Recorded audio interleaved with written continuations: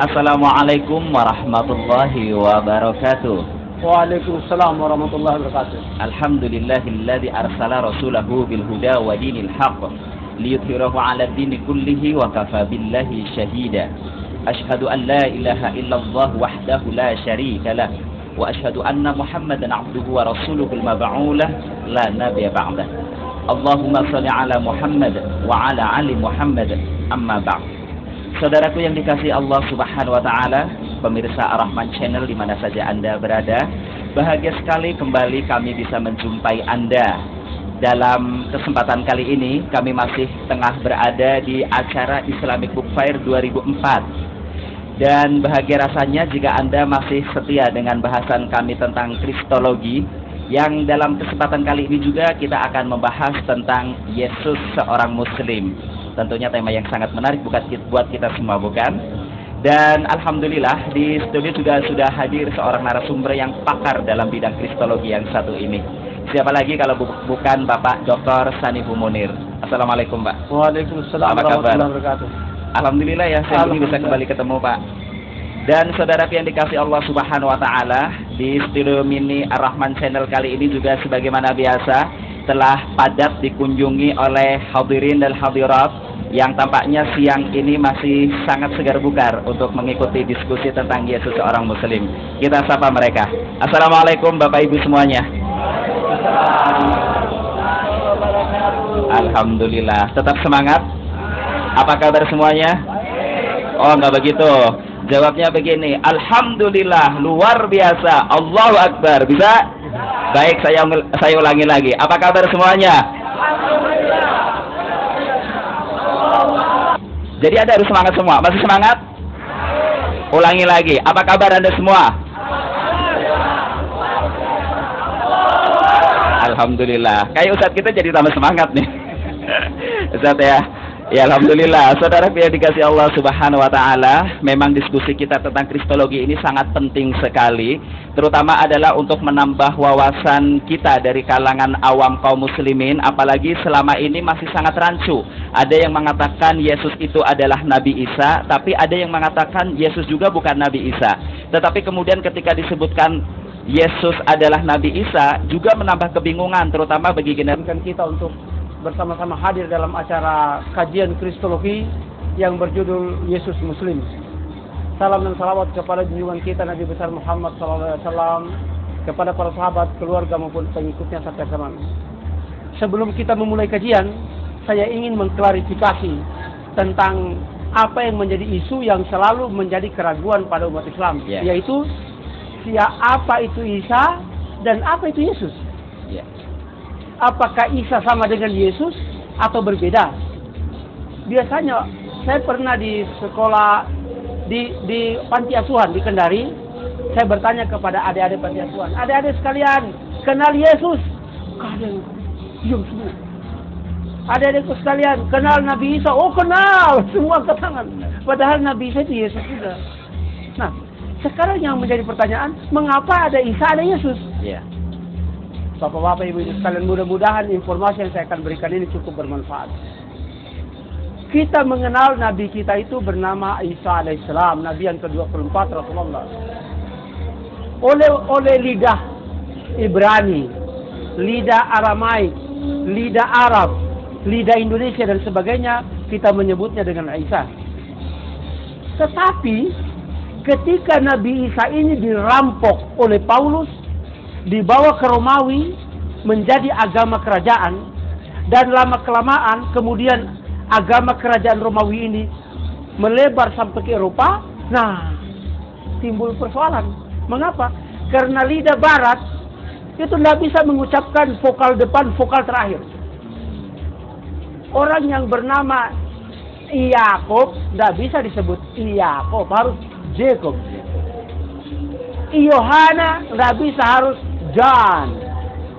Isa, nah ini nggak bisa Isa. Di barat ya, kalau I itu dilambangkan dengan huruf E, kan begitu, Oh iya. Nah, kemudian kalau A itu dilambangkan dengan huruf U, jadi BUT dibaca bat. Maka untuk menyuarakan Isa, maka diwakili dengan huruf E, S, U. Tetapi vokal ini tidak bisa nama orang dipakai vokal. Maka di barat harus di I itu harus ditambah dengan J. Maka Isa harus ditambah dengan J di depan. Dan vokal terakhir harus ditambah lagi dengan vokal. Oleh sebab itu Isa harus ditambah dengan J di depan, ditambah dengan S di belakang, menjadi Jesus. Isa menjadi Jesus. J, E, S, U, S. Ketika orang barat menjajah timur, menjajah Indonesia, dibawalah J, E, S, U, S itu ke Indonesia. Ketika di barat dibaca Jesus, datang ke Indonesia, dalam ejaan lama disebut Yesus. Kan begitu? Ya. Ketika ejaan dari ejaan lama berubah kepada ejaan baru, maka J berubah menjadi Y atau Y. Simsalabim dari Isa menjadi Yesus. Ini very simple. Mengalami penambahan huruf ya. Lidah. Sama orang Buton dengan orang Bugis. Orang Buton kalau pergi ke Irian, itu tidak sampai, hanya sampai di Ambon. Mengapa? Mau kemana? Ke Iria. Iria. N jadi N seringnya ya? Nah, Iria, Buton. Iria. Kalau Makassar, lewat sampai ke Port Moresby. Mengapa? Mau kemana? Ke Iriang. Jadi itulah persoalannya. Jadi, hanya soal lidah, Isa itu di timur, lalu di barat disebut Jesus. Sekarang orang Indonesia latah menyebutnya Yesus. Oke. Jadi nama sudah clear. Ya. Sekarang kita mau pergi tentang Yesus ini agamanya apa, kan selalu orang bertanya begitu, ya. Orang Kristen selalu mengatakan Yesus Kristus Tuhan dan Juru Selamat. Yang menjadi pertanyaan, Yesus ini punya siapa? Ya kan? Di Indonesia sekarang yang mengklaim berhak atas Yesus adalah Kristen. Tentu dipertanyakan, mana buktinya? Ya. Mana buku kecil Yesus berdosa? Saya di Bitung diperiksa di polisi selama 3 hari. Ya. Saya di Bitung diperiksa di polisi selama 3 hari karena orang Manado, orang Kristen menyangka dan merasa bahwa yang boleh berbicara tentang Yesus itu hanya Kristen. Masya Allah. Mereka mengatakan Yesus Kristus Tuhan. Ketika saya menulis buku ini, Yesus berdosa, oh mereka marah. Dan dan yang celakanya, ya, sampai ketua Majelis Ulama Bitung Sulawesi Utara mengatakan bahwa saya itu preman agama karena saya mengatakan bahwa Yesus bukan Tuhan. Lalu saya mau bilang apa? Saya adalah seorang Muslim. Apakah saya pun harus lata mengatakan Tuhan Yesus Juru Selamat? Oh tidak. Laqad kafara alladziina qalu innallaha huwal masih ibnu Maryam. Kafirlah orang yang mengatakan bahwa Allah itu adalah Yesus putra Maryam. Maka karena Quran mengatakan begitu, saya pun ikut mengatakan bahwa Yesus bukan Tuhan. Ketika saya mengatakan Yesus bukan Tuhan, saya ditangkap oleh polisi. Padahal itu adalah hak saya, ya kan? A'udzubillahi minasyaitonirrajim. Ya ahlal kitabi, la taghlu fi dinikum wa la taqulu 'alallahi illal haq. Kan seharusnya orang Yahudi, orang Kristen dengar dong firman Allah ini. Hai orang Yahudi, hai orang Kristen, janganlah kamu berlebih-lebihan dalam agamamu. Mengapa? Jangan kamu mengatakan Yesus itu Tuhan, hai Kristen. Iya. Jangan kamu mengatakan Yesus itu nabi palsu, hai Yahudi. Ya kan? Wala taqulu 'alallahi illal haq. Jangan kamu mengatakan tentang Tuhan kecuali yang benar. Innamal Masihu Isa ibnu Maryam Rasulullah. Yesus itu Rasul. Bukan Tuhan, bukan nabi palsu. Ya kan? Nah, disinilah kita melihat bahwa ternyata yang berhak berbicara tentang Yesus atau Nabi Isa itu ada 3. Yahudi, Kristen, Muslim. Jadi kalau Kristen marah-marah kita berbicara tentang Yesus itu salah alamat. Maaf. Kami Muslim lebih berhak berbicara tentang Yesus karena Yesus itu adalah nabi umat Islam, Nabi dan Rasul yang ke-24. Orang Kristen mengangkat Yesus sebagai Tuhan. Oh, tunggu dulu, siapa bilang dia Tuhan? Ya. Malah kita yang menuntut kepada mereka, mengapa kalian mengatakan Yesus Tuhan? Ya kan? Ya. Sementara dia mengatakan bahwa ya Bani Israel, inni Rasulullah ilaikum. Ya kan? Orang-orang Israel pun mengatakan ketika Yesus menyembuhkan orang, dia mengatakan, orang-orang Yahudi mengatakan dia seorang nabi. Jadi tidak pernah orang yang disembuhkan itu mengatakan bahwa dia Tuhan. Siapa yang mengatakan Tuhan? Para penyembah berhala di Romawi. Nah, ada deviasi ya di sini ya. sebenarnya. Sekarang setelah kita mengetahui bahwa umat Islam berhak berbicara tentang Yesus, umat Kristen berhak berbicara tentang Yesus, umat Yahudi berhak berbicara tentang Yesus, sekarang saatnya kita uji. Klaim siapa yang benar. Kan begitu. Yeah. Jangan mengaku benar sendiri, Pak. Ailahumma Allah. Kul hatu burhanakum in kuntum shadiqin. Kamu mengatakan masih ada Tuhan selain Allah? Nah, buktinya mana? Gitu loh. Buktikan walaupun satu Ya, ayat ya. jangan langsung teriak-teriak ya di dalam koran-koran mengatakan, oh apa namanya, Dr. Munir sesat. Tunggu dulu siapa yang sesat. Al-Quran mengatakan Kristen para pendeta itu yang sesat, bukan saya. Ya kan? Malahan malahan kalau kita menguji bahwa Yesus itu agamanya apa, inilah sekarang yang kita akan lihat. Sekarang saya akan mulai melihat dari membongkar naskah-naskah tua, membongkar kupasan para pakar Alkitab tentang agamanya Yesus itu siapa. Sekarang dalam Burton Elmak. Ya, jadi semakin nyata bahwa sebutan Yesus itu karena sudah mengalami kontaminasi bahasa gitu barangkali ya Pak ya. Sekarang Burton Elmak halaman 45. Di sini dikatakan, ya, no early Jesus group thought of Jesus as Christ or of itself as Christian Church. Ya kan? Jadi para pengikut Yesus tidak pernah menganggap Yesus itu Kristus. Burton Elmak dalam bukunya Who Wrote the New Testament, ya kan?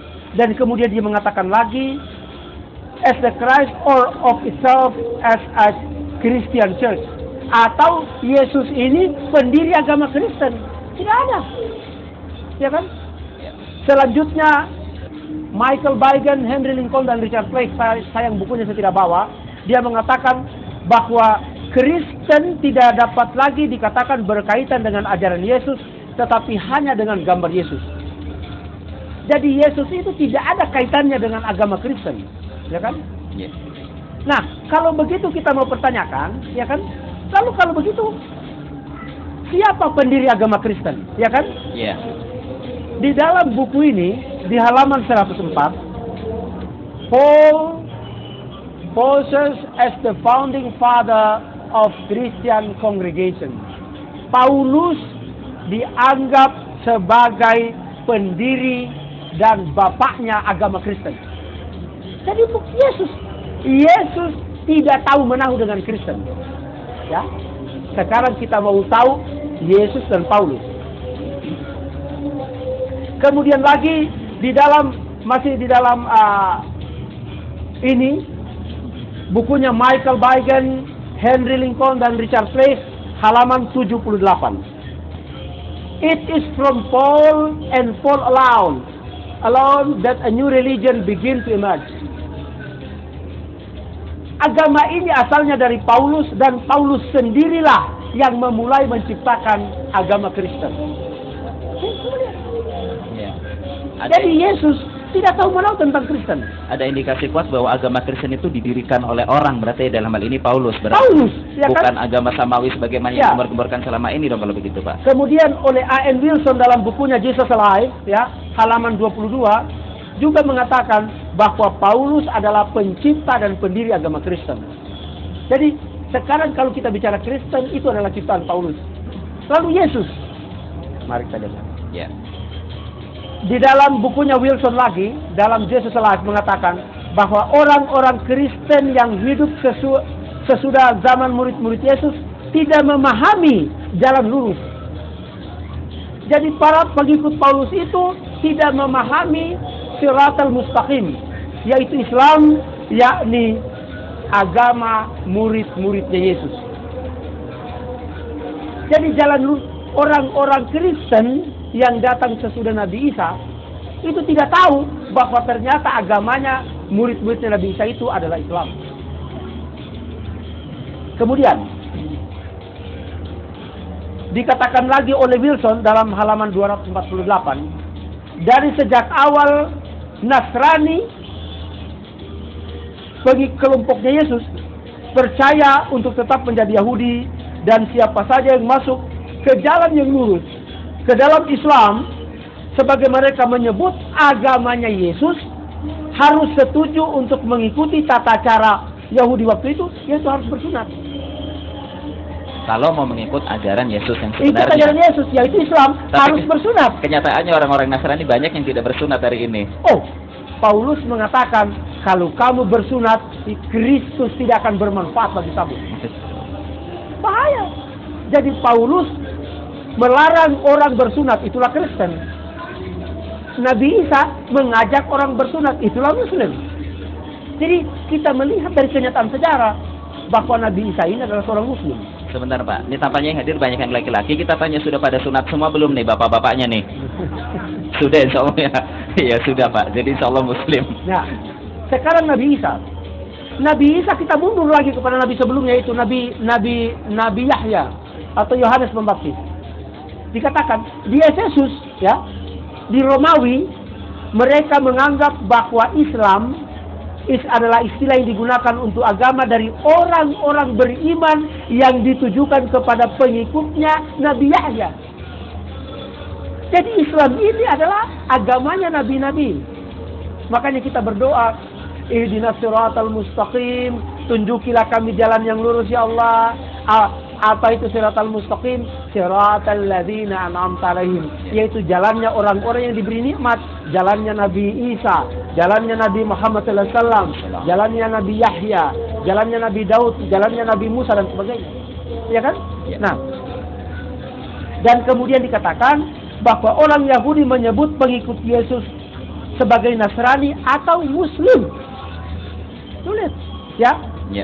Henry Chadwick, ini dijelaskan oleh Henry Chadwick dalam bukunya dalam halaman 16. Henry Chadwick ini dalam bukunya The Early Christian.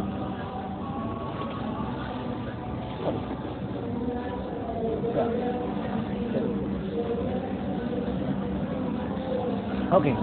Jadi dari sini saja sudah diperlihatkan bahwa Nabi Isa itu adalah Muslim. Kemudian di dalam naskah Laut Mati juga kelompoknya Nabi Yahya dan kelompoknya Nabi Isa ini juga disebut sebagai jalan lurus atau musuh Islam. Jadi dulu ya kan jalan lurus ini dijelaskan oleh Yesus sebagai orang yang tunduk dan taat kepada perintah Allah. Ya. Makanya ketika ditanya oleh murid-muridnya, "Hai Yesus, apakah yang baik itu?" Yesus mengatakan, "Jangan kamu mengatakan saya baik. Tetapi kalau ingin masuk surga, taatlah kepada perintah Allah, bertakwalah kepada Allah." Dan ini adalah Muslim. Karena Yesus tidak mungkin Kristen. Mengapa? Kristen artinya berasal dari kata Kristus. Kristen berasal dari kata Kristus.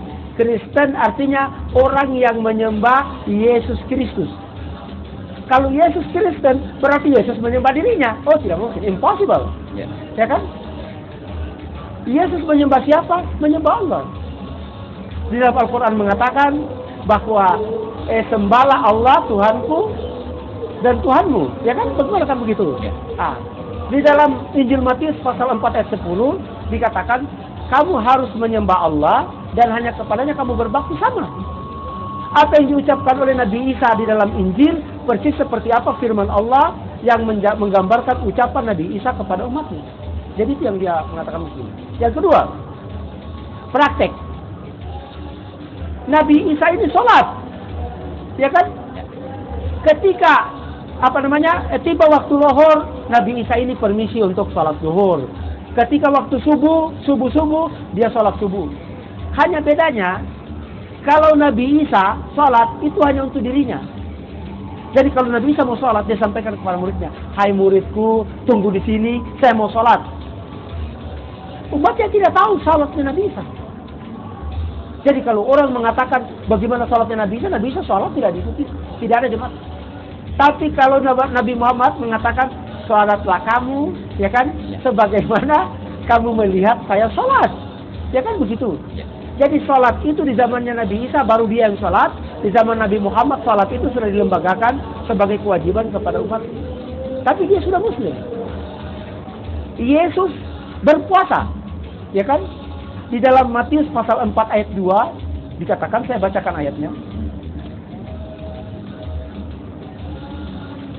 Ya. Matius pasal 4 ayat 2 mengatakan, dan setelah berpuasa 40 hari 40 malam, akhirnya laparlah Yesus. Sekarang kita mau tanya umat Kristen. Umat Kristen puasa? Puasa. Lapar? Tidak. Mengapa? Karena orang Kristen hanya dilarang tidak boleh makan daging. Tetapi kalau mau makan pisang satu keranjang pun tidak apa-apa. Boleh ya. Ya kan? Apa lapar? Tidak lapar. Umat Islam berpuasa menahan lapar dari terbit fajar sampai terbenam matahari. Umat Islam lapar? Lapar. Sama dengan Yesus. Ya kan? Dan setelah berpuasa 40 hari 40 malam, akhirnya laparlah Yesus. Setelah umat Islam berpuasa 30 hari 30 malam, laparlah umat Islam. Setelah berpuasa orang Kristen bisa makan pisang satu keranjang, tidak laparlah mereka. Lain, bukan Muslim. Ya kan? Karena mereka makan pisang. Bisa makan yang lain, nasi daging. Boleh satu bakul. Hanya tidak boleh makan daging. Nah, selanjutnya Nabi Isa mengajarkan syahadat. Ini kita berbicara rukun Islam loh. Salatnya sudah, puasanya sudah, syahadat. Di dalam Yohanes pasal 17 ayat 3, dia mengajarkan kepada umatnya, ya kan? Inilah hidup yang kekal itu. Inilah kalau kamu mau masuk surga, hai umatku, perhatikan bahwa asyhadu an la ilaha illallah wa asyhadu anna Isa Rasulullah. Kalimat syahadatnya jelas. Syahadat Yohanes pasal 17 ayat 3. Itu ada di kitab apa tadi, Pak? Injil Yohanes pasal 17 ayat 3. Ya kan? Bahwa mereka mengenal engkau satu-satunya Allah. Asyhadu an la ilaha illallah. Dan mengenal Yesus Kristus yang engkau utus, Rasulullah. Wa asyhadu anna Isa Rasulullah. Di zamannya Nabi Isa syahadatnya asyhadu an la ilaha illallah wa asyhadu anna Isa Rasulullah. Di zamannya Nabi Musa asyhadu an la ilaha illallah wa asyhadu anna Musa Rasulullah. Di zamannya Nabi Muhammad untuk seluruh umat manusia, kafatan linnas, asyhadu an la ilaha illallah wa asyhadu anna Muhammadar Rasulullah. Jadi Yesus itu Muslim. Dia ajarkan syahadat, dia ajarkan salat, dia berpuasa dan seterusnya. Yes, haji. Nah, apakah Yesus naik haji? Silakan buka Matius pasal 16 ayat 18. Dan aku pun berkata kepadamu, engkau adalah Petrus, dan di atas batu karang ini aku akan mendirikan jemaatku. Engkau, hai Petrus, di atas batu karang ini aku akan mendirikan jemaatku. Apa ini? Nabi. Khayalan. Dan setelah dibilang di batu karang ini saya mendirikan gerejaku, tersebarlah jutaan gereja. Question. Pertanyaan. Apakah Yesus merencanakan membangun gereja yang ada sekarang yang mempersoalkan dia? No. Dia tidak itu bukan impian Yesus. Dalam bahasa Ibraninya, ya kan? Hai Petrus, ya bahasa Yunaninya, hai Petrus di Petra, saya akan membangun jemaah saya. Sekarang yang menjadi pertanyaan, apa itu Petra? Ya kan? Orang Kristen lalu buru-buru menerjemahkan Petra. Oh, batu karang. Halas. Oh no, jangan begitu Pak. Jangan menerjemahkan nama tempat, jangan menerjemahkan nama orang. Inilah kecelakaan-kecelakaan yang menimpa terjemahan Alkitab. Karena nama tempat diterjemahkan. Ya kan? Kalau misalnya Cipanas, oh Cihas dalam bahasa Inggris. Ciinit dalam bahasa Filipina nggak bisa. Cipanas ya Cipanas. Yesus mengatakan, hai umatku di Petra, saya akan membangun jemaah saya. What is Petra? Where is Petra? Saya tidak bawa kamusnya. Di dalam Smith Bible Dictionary, kamus yang menjadi rujukan umat Kristen, saya berusaha mencari kata Petra, P, di bawah P, tidak ada. Kata yang menyebabkan berdirinya jutaan gereja di dunia tidak ada katanya dalam kamus Alkitab. Kan aneh. Ya kan? Tidak ada referensinya jelas. Surprising, there is no Petra in the dictionary. Akhirnya saya orang yang tidak cepat putus asa. Saya cari, loh, kok adanya di bawah Nebayot, di bawah N? Aneh. Petra ada di bawah N. Apa dia katakan? Nebayot was popular with the ram of Nebayot and the flock of Kedar. Nebayot ini terkenal dengan kambing jantan Nebayot, kibas Nebayot dan kawanan Kedar. Siapa Nebayot, siapa Kedar?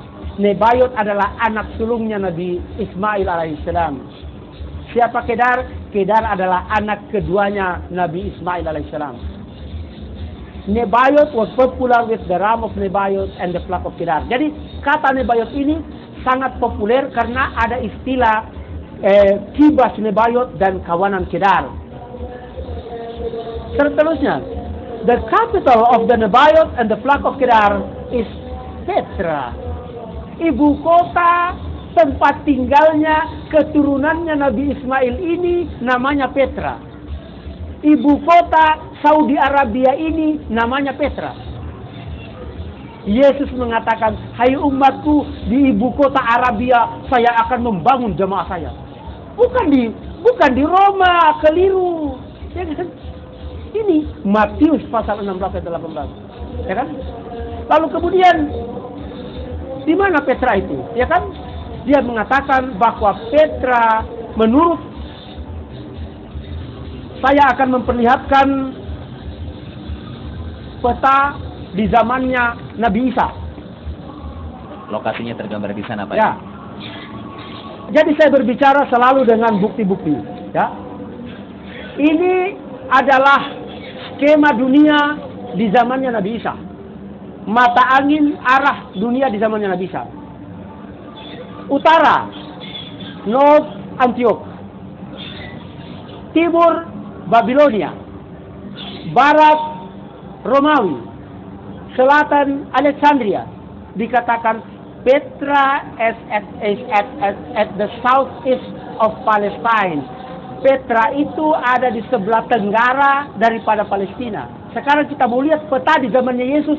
Apa yang ada di tenggara Palestina? Arabia. Hai Petrus, di ibu kota Saudi Arabia saya akan mendirikan jemaah saya. Saya akan melembagakan jemaah haji di sana. Dan tidak terlaksana. Langsung sudah ditangkap. Akhirnya Yesus mengatakan, hai umatku, masih banyak yang ingin kukatakan kepadamu, tapi kamu belum bisa pikul sekarang. Nanti kalau datang Nabi berikut, dialah yang akan membimbing kamu kepada seluruh kebenaran. Dia akan melaksanakan apa yang sudah kuperintahkan. Apa yang terjadi? Nabi Muhammad SAW merealisasikan, melembagakan ibadah haji di Makkah dan Madinah, di Petranya Saudi Arabia di abad ke-6. Allahu Akbar. Jadi semua ibadah yang kita lakukan sekarang itu dilakukan oleh Nabi Isa. Dengan demikian Nabi Isa adalah Muslim.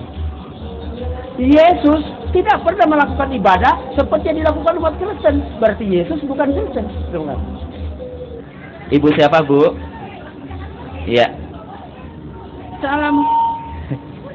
Iya. Assalamualaikum warahmatullahi wabarakatuh. Waalaikumsalam warahmatullahi wabarakatuh. Saya bernama Umi. Iya, Bu. Saya bertanya, tapi saya akan menerangkan background pertanyaan saya ini, ya, pengalaman. Saya bersyukur Bapak telah berbicara tentang kristologi di sekitar ruangan ini. Iya. Tapi apakah ada bapak-bapak yang lain yang terjun ke masyarakat luas masalah kristologi untuk umum? Iya. Kenapa saya berbicara seperti ini? Saya dari tahun 80 sampai tahun 87, saya didatangi penginjil misionaris ke rumah saya, ke asrama, ke kampus. Itu ada 4 kali. Dia mengkristenkan saya dengan Al-Quran dan yang kedua meluruskan ajaran Trinitas. Jadi tolong saya sampai hari ini Pak, saya sedih dan pedih karena saya tidak melihat gerak orang Islam untuk mengatasi ini. Assalamualaikum warahmatullahi wabarakatuh. Waalaikumsalam warahmatullahi wabarakatuh. Baik, dari Mbak yang baju ungu, silahkan. Nanti langsung disebutkan namanya. Saya kira sudah 2 orang. Belum, tadi baru masukan Pak, bukan pertanyaan, dan orangnya juga sudah menghilang, nggak tahu kemana tuh. Nggak tahu, kalau masih ada suruh maju aja. Karena dia numpang lewat, kemudian mendengar kata haleluya gitu kan. Haleluya itu kan ucapan mereka yang artinya adalah puji Tuhan. Puji Tuhan bahasa Islamnya adalah alhamdulillah. Kita sedang membahas kosakata bahasa. Silakan. Assalamualaikum warahmatullahi wabarakatuh. Waalaikumsalam warahmatullahi wabarakatuh. Saya Aya Rokayah ya Pak. Mau bertanya gini, kebetulan dulu saya pernah belajar kebudayaan Islam ya. Jadi saya tahunya itu Kristen, Yahudi sama Islam itu agama Romawi, agama langit, Hindu, Buddha itu agama ardi. Iya, jadi mau bertanya gini, dan satu lagi mau pertanyaan, dulu di Romawi sempat ada ya Kristen, terus terpecah menjadi 2. Kristen yang lurus yang mengakui bahwa Nabi Isa itu adalah utusan Allah bukan Tuhan itu ditumpas gitu. Saya mau nanya dua paham itu jadi di Romawi. Terima kasih. Assalamualaikum warahmatullahi wabarakatuh. Waalaikumsalam warahmatullahi wabarakatuh. Iya Pak, jadi yang berupa pertanyaan itu dari Ibu Umi yang tadi menanyakan adakah pembahasan kristologi ini di tempat-tempat yang lain selain seperti ini. Karena pengalaman rohani beliau sempat dikristenkan justru lewat Al-Quran oleh para penginjil. Jadi sekaligus permohonan nih Pak. Terima kasih atas pertanyaannya. Saya sangat prihatin, saya sangat simpati dan prihatin hal itu. Bahwa saya ini terus terang selama 13 tahun adalah instruktur kristologi Dewan Dakwah Islam di Filipina, Islamic Dakwah Council of the Philippines. Tetapi lalu kemudian sejak 2 tahun lebih yang lalu saya dipaksa oleh teman-teman istilahnya ya supaya kembali ke Indonesia karena di Indonesia ini kristenisasi merajalela. Tolong diluruskan. Jadi setelah saya datang kemari, saya juga di samping saya prihatin, saya juga bersyukur bahwa ada juga orang-orang yang mau bergerak di bidang kristologi walaupun jumlahnya itu bersedikit, sehingga kami itu sangat gencar menulis buku, sangat gencar membuat VCD, sangat gencar sekarang ini kami menerbitkan majalah Modus. Ini adalah satu-satunya majalah perbandingan Islam Kristen di Indonesia. Mudah-mudahan tolonglah Bapak-bapak, Ibu-ibu berlangganan majalah ini karena di sini informasi-informasi yang hampir tidak pernah dibahas tentang masalah Islam dan Kristen dan intensif dan bermanfaat. Selanjutnya ada yang mengatakan bahwa mereka mengutip-ngutip ayat-ayat Al-Quran. Inilah terbitnya Yesus bukan Tuhan karena mereka mengutip ayat-ayat Al-Quran yang mengarah kepada ketuhanan Yesus. Dan saya counter di sini. Dan setelah saya counter, saya menyediakan lagi hadiah 5 juta. Tolong mereka yang liar itu, yang menyebarkan brosur-brosur yang tidak karu-karuan seperti ini, ya kan? Yang mengutip-ngutip ayat Al-Quran, tolonglah datang di Banta ini, terima uangnya sama saya 5 juta. Saya mengatakan bahwa mereka itu adalah pendusta sampai mereka bisa membuktikan bahwa apa yang mereka tulis ini adalah benar. Mereka hanya menulis berdusta untuk menyesatkan umat Islam, tapi mereka tidak bertanggung jawab. Hari Jumat lalu, pada Jumat di depan, di hall utama, saya mengundang Sabdo Sejati. Saya siapkan biaya transportasi dan akomodasi selama di sini berdialog dengan saya. Saya sediakan hadiah 5 juta asal dia datang. Tidak datang. Padahal mereka sudah menyebarkan ratusan ribu, mungkin jutaan brosur kepada umat Islam mengajak murtad. Jadi itu mereka lakukan dan saya lakukan. Baik, pertanyaan kedua dari Mbak Rohayah masalah pecahnya Kristen. Ada yang sebenarnya masih menganggap Yesus itu adalah Rasul utusan Allah. Jadi di zaman Nabi Isa itu tauhid, ya. Di zaman murid-muridnya Nabi Isa tauhid, tidak ada ketuhanan Yesus, ya kan? Nanti sesudah memasuki abad kedua, Yesus ini mulai diangkat menjadi perantara antara Tuhan dan manusia atau Logos. Ya. Tetapi ketika orang-orang Kristen mengangkat Yesus menjadi Logos, masih ada pula orang-orang Nasrani yang mempertahankan bahwa Yesus itu hanyalah Nabi. Dan ini adalah golongan Arius yang ingin mempertahankan Yesus ini, namanya Athanasius. Ya.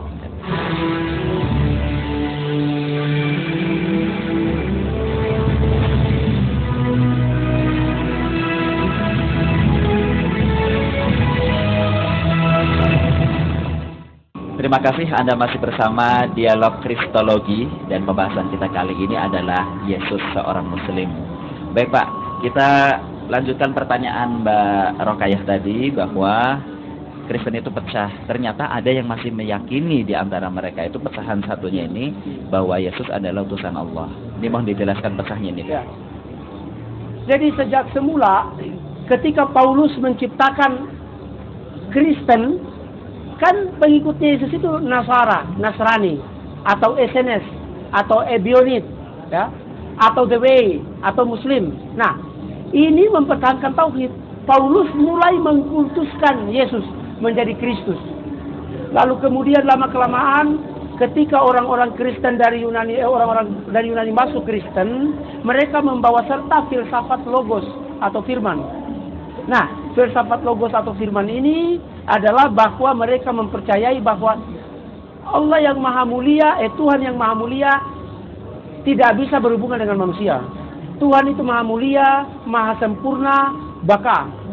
Manusia tidak sempurna, berdosa dan fana. Oleh karena itu tidak bisa berhubungan. Karena tidak bisa berhubungan, maka Tuhan membutuhkan logos perantara antara Tuhan dan manusia untuk turun ke bumi menebus, menyelamatkan manusia. Dan ini, paham ini kita bisa lihat sisa-sisanya dalam suratnya Paulus kepada jemaat di Filipi pasal 2 ayat 6 dan 7. Di situ dikatakan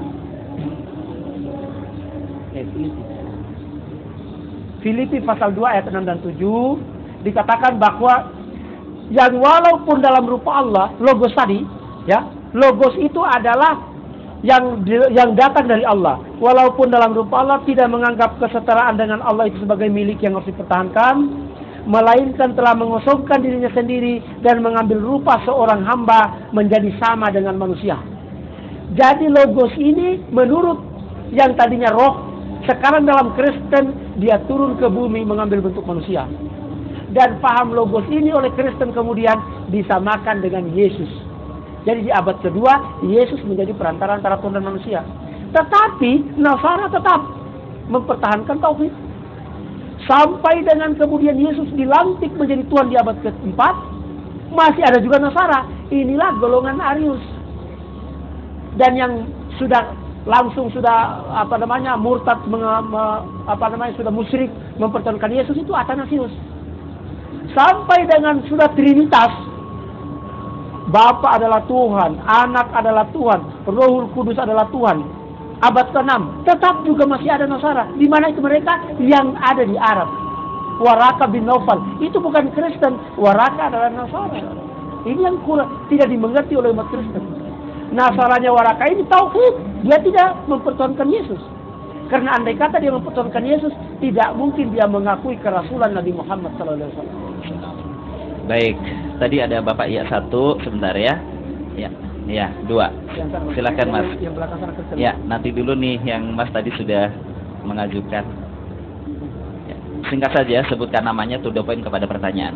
Assalamualaikum warahmatullahi wabarakatuh. Waalaikumsalam warahmatullahi wabarakatuh. Perkenalkan, nama saya Bilal. Saya jadi saudara seiman dengan Bapak Ibu saudara sekalian, tepatnya tanggal 11 bulan 11 tahun 2002 kemarin. Alhamdulillah. Allahu Akbar. Allahu Akbar. Saya nomor 1 mohon bantu doa untuk dari saudara sekalian. Saya tetap istiqomah nomor 1. Insyaallah.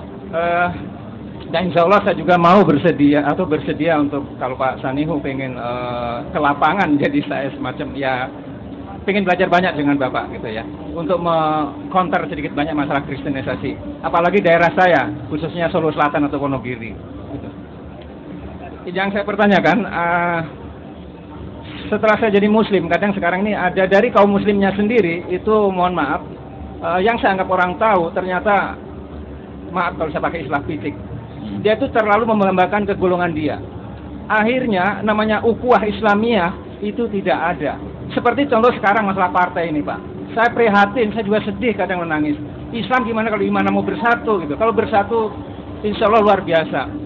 Dan ya mari kita belajar bersama, apalagi dari masalah kristologi ini untuk menyiasati. Yang saya tanyakan kedua, bagaimana untuk menyiasati kristologi yang sangat gencar ini?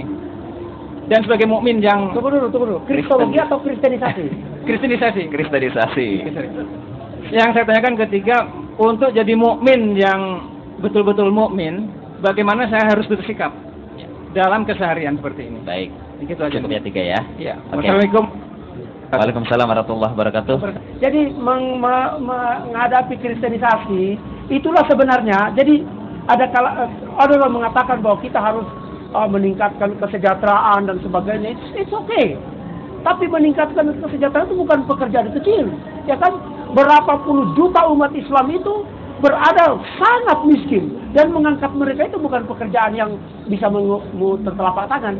Salah satu kegiatan yang cukup bisa juga memberikan suatu harapan adalah dengan pemberian ilmu tentang kristologi. Artinya, ketika seseorang miskin dan merasa didatangi informasi, kan agama itu sama saja, masuk Islam juga ke surga, masuk Kristen juga ke surga. Akhirnya, kalau begitu lebih baik saya masuk Kristen tambah Indomie, lebih beruntung dengan tetap Islam tidak dapat Indomie, kan begitu? Sama-sama masuk surga. Tetapi dengan pelajaran kristologi akan dibedakan loh, yang Islam ini yang hak, yang Kristen ini yang batil. Tentu dengan Indomie, dengan beasiswa tidak akan menerima Kristen karena tahu bedanya. Seperti di Somalia, saya diceritakan teman, ada seseorang yang datang membawa bantuan kepada orang tua. Pak, ini anakmu ini sudah sekarat, ini kami berikan bantuan. Apa kata orang tua itu? Saya tidak mau terima itu bantuan. Pak, kalau bapak tidak terima ini bantuan, anak bapak ini meninggal mati.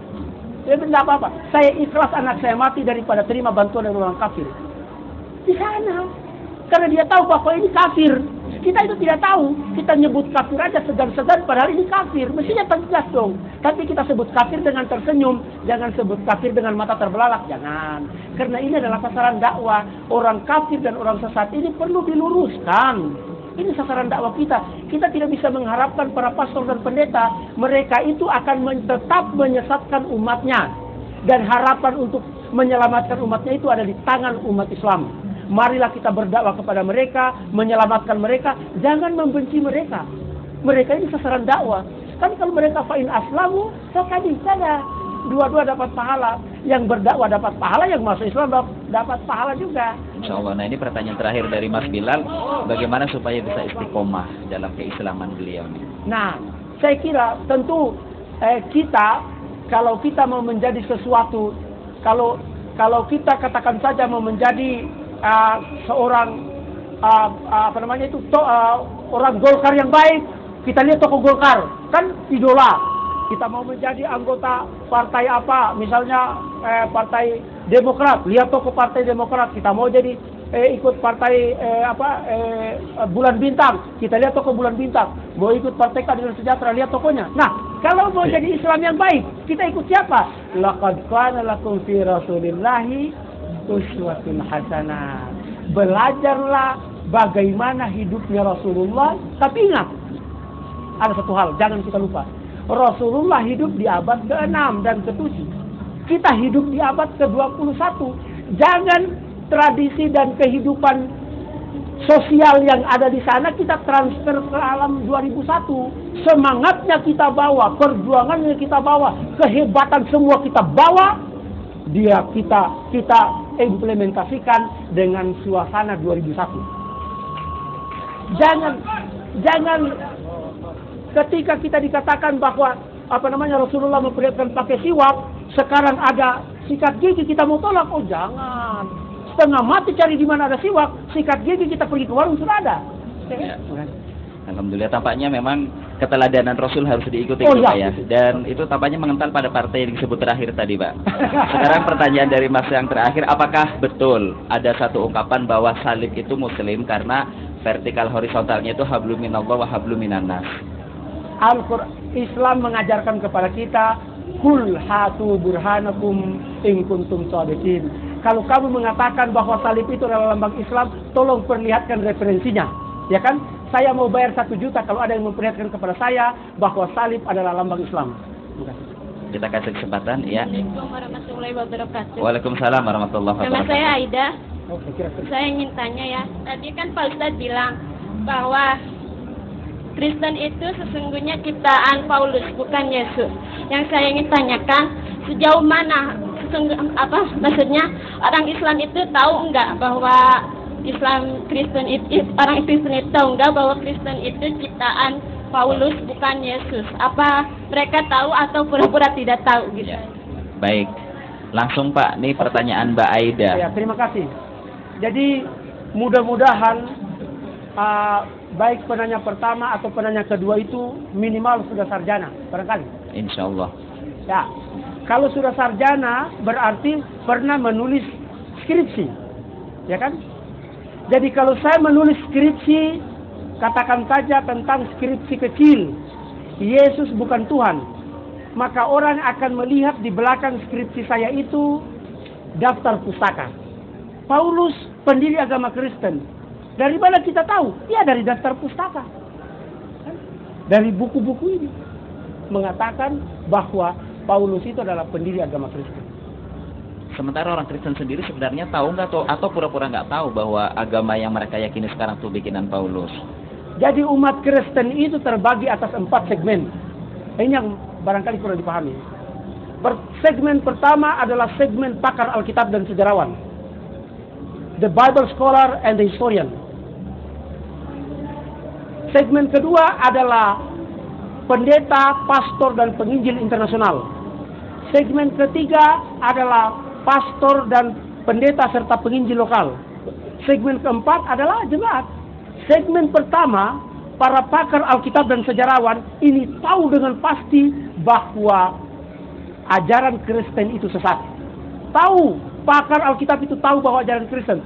John Selby Spong tahu, Robert Fang tahu, A.M. Wilson tahu, Russell Sorto tahu, ya, Barbara Thiering tahu, Profesor Jenkins tahu, kemudian ini Burton L. Mark semua tahu, pakar Alkitab tahu bahwa ajaran Kristen itu sesat. Para pendeta, penginjil dan pastor internasional, apakah mereka tahu bahwa ajaran Kristen itu sesat? Tahu, tetapi mereka tidak mau menyampaikan. Para pakar Alkitab dan sejarawan tahu bahwa Kristen itu sesat dan mereka menyampaikan. Mereka menulis buku dan sebagainya. Robert Fang, ya, itu setelah dia mengetahui tentang kesesatan Kristen, dia melakukan penataran kepada para pastor dan penginjil internasional bahwa ajaran Kristen itu sesat. Jadi para pastor, pendeta dan penginjil internasional tahu bahwa ajaran Kristen itu sesat, tapi mereka tidak menyampaikan kepada jemaat. Pendeta dan penginjil lokal yang seperti kelas-kelasnya sekolah teologi yang ada di Jakarta dan ada di daerah-daerah, itu kebanyakan tidak tahu, tidak mendapat informasi yang jelas tentang kesesatan Kristen. Jadi mereka di brainwashing seakan-akan Kristen itu benar 100%. Jemaat Kristen, nah ini yang berada dalam kegelapan. Robert Fang, Russell Sorto dalam bukunya The Gospel Truth, ya, mengutip pernyataan daripada Robert Fang, dia mengatakan, ini Russell Sorto mengutip Robert Fang, mengatakan bahwa saya sudah menatar para pastor dan pendeta itu berpuluh-puluh tahun bahwa Yesus itu bukan Tuhan, bahwa Yesus itu bukan anggota Trinitas, bahwa tidak ada dosa warisan. Para pastor dan pendeta, yes. Tetapi begitu mereka kembali kepada jemaat, itu tidak disampaikan. Mengapa? Setelah diperiksa oleh Robert Fang ini, mengapa para pastor dan pendeta ini tidak menyampaikan? Ternyata para pastor dan pendeta ini takut didamprat. Mengapa? Karena setiap hari, setiap minggu datang, oh puji Tuhan Yesus, ya kan? Puji Tuhan Yesus. Tiba-tiba setelah selesai penataran mengatakan, para jemaat, saya minta maaf, ternyata Yesus bukan Tuhan. Apa yang terjadi? Dia bisa dipalungku di situ, ya kan? Oleh sebab itu daripada dia dapat celaka, daripada dia kehilangan mata pencarian, ya biarin aja ini umat tetap dalam kesesatan. Memelihara kebodohan ya Pak ya. Baik Pak. Nah, jadi sekarang setelah umat Kristen tetap berada dalam kegelapan, maka tugas ini tidak bisa kita harapkan pendeta. Tugas ini pergi kepada di bahunya umat Islam. Fadzakir innama anta mudzakir, ya kan? Ya. Sampaikan itu ajaran Islam. umat Islam pemberi peringatan.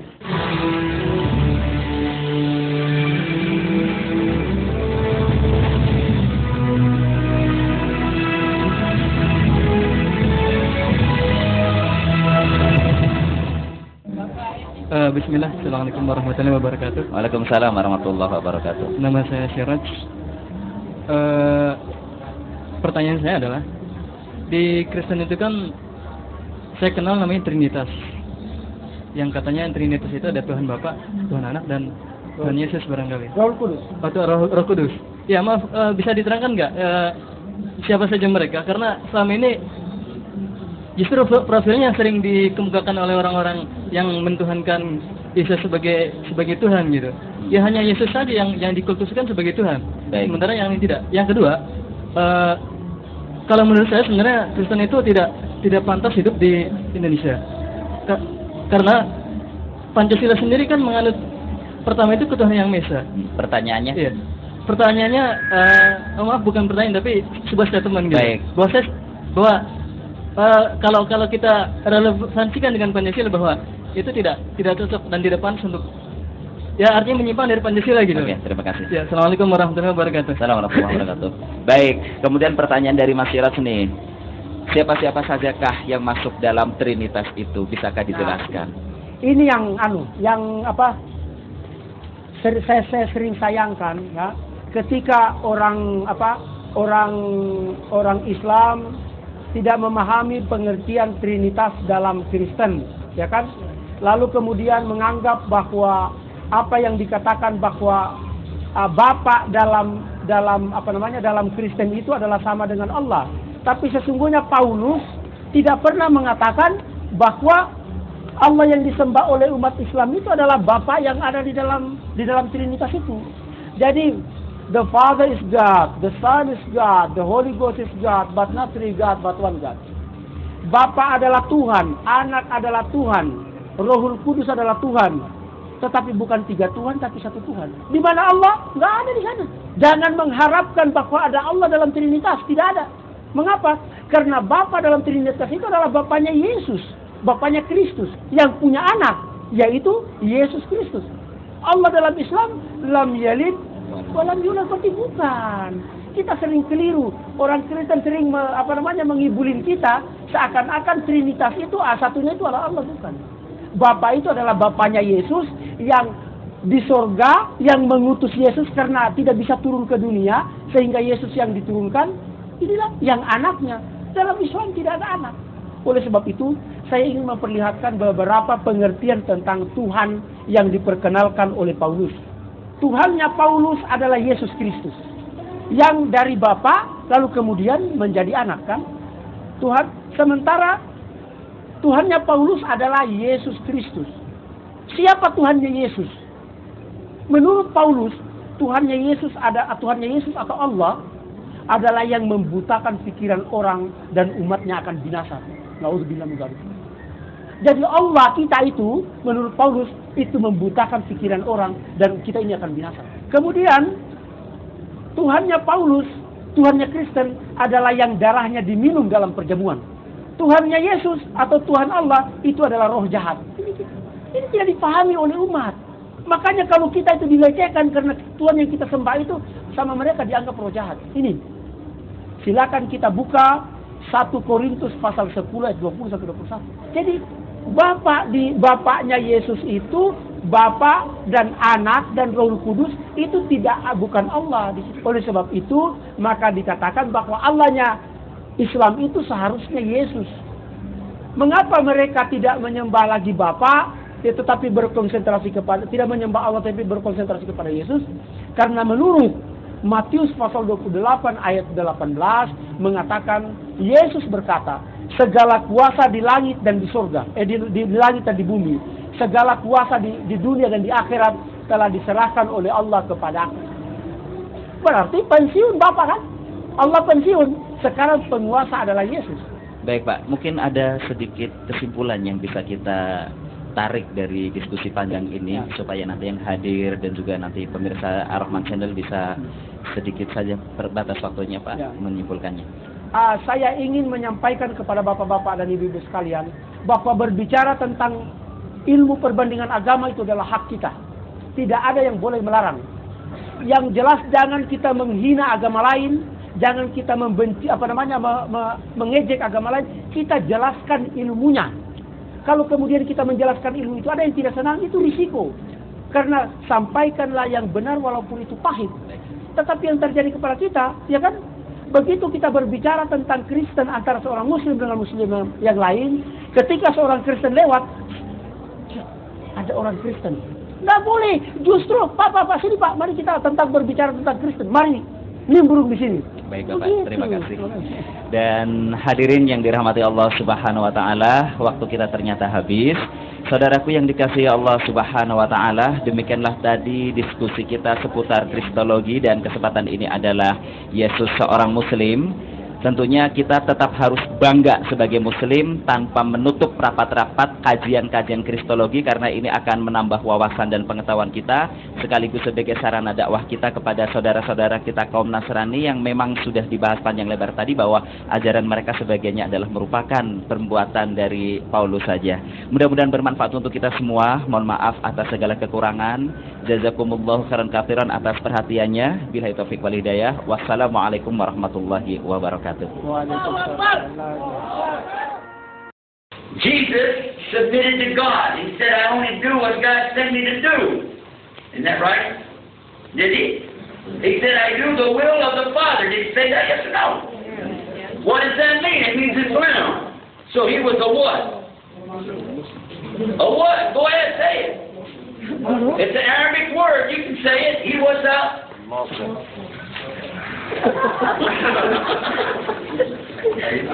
Jadi, jelaslah sudah, konsep Trinitas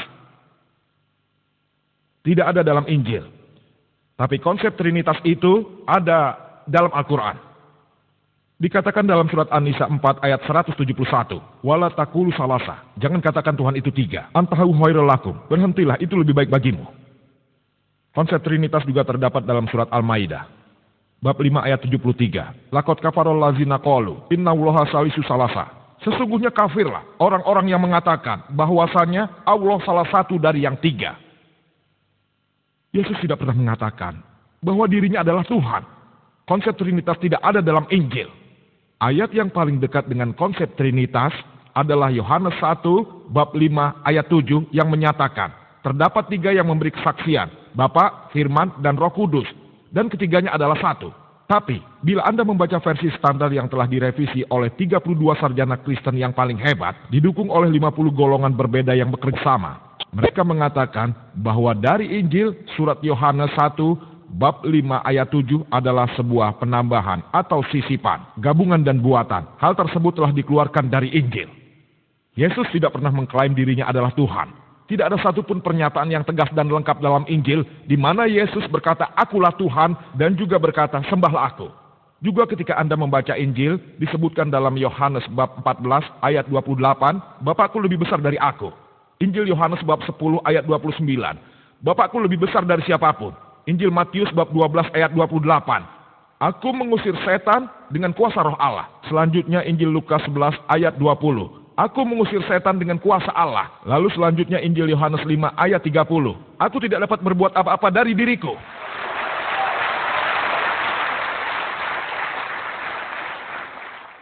Aku menghakimi sesuai yang kudengar dan penghakimanku adil. Sebab aku tidak menuruti kehendakku sendiri, melainkan kehendak Dia. Seseorang yang menyatakan hal itu berarti dia seorang Muslim. Muslim berarti seseorang yang mengajukan kehendaknya kepada Tuhan yang Maha Kuasa. Dia berkata bukan kehendakku tapi kehendak Tuhan. Alhamdulillah dia seorang Muslim dan salah satu utusan Tuhan yang terhebat. Kita percaya. Dia terlahir dengan ajaib dan kita percaya dia membangkitkan kehidupan bagi orang mati. Dan seizin Tuhan, dia juga bisa menyembuhkan orang yang terlahir buta dan kusta dengan seizin Tuhan. Kita menghormati Yesus sebagai salah satu utusan Tuhan yang terhebat. Tapi dia bukanlah Tuhan. Dia bukan bagian dari Trinitas. Sebab Trinitas tidak pernah ada. Al-Quran berbunyi, Qul huwallahu ahad, Allah hanya dia satu-satunya.